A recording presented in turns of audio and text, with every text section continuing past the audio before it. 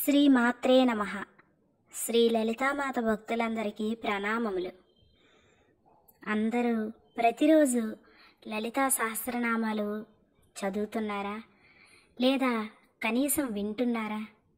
దీని మహిమ మీరు స్వయంగా చెవి చూస్తే కానీ ఎవరో చెప్తే ఎవ్వరికి కూడా అర్థం కాదు. మీరు స్వయంగా ప్రతిరోజు లలితా సహస్రనామాలు ఇంట్లో ధ్వనించేలా చేయండి. మీ జీవితం ఏ విధంగా అమ్మ మార్చివేస్తుందో స్వయంగా మీరే అనుభవించండి. అయితే ఇప్పుడు వీడియోలోకి వెళ్ళిపోదాం. లలితా సహస్రనామాలలో 11వ శ్లోకం, దాని అర్థం 2 ఇప్పుడు చెప్పబోతున్నాను.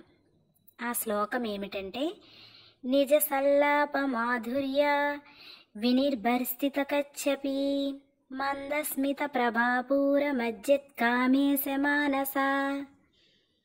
అనగా అర్థం ఏమిటంటే, దేవి తన సల్లాప మాధుర్యము చేత కచ్చపి అనగా సరస్వతీదేవి యొక్క వీణ పేరు, ఆ పేరును కూడా తిరస్కరించుచున్నది.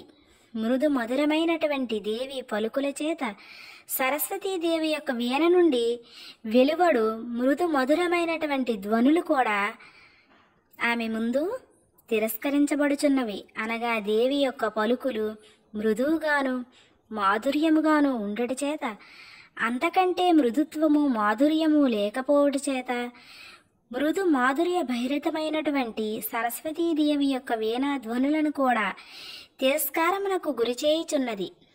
అంటే అమ్మ యొక్క పలుకులు వీణ గానాల కంటే మృదు మధురంగా ఉన్నవని అర్థము.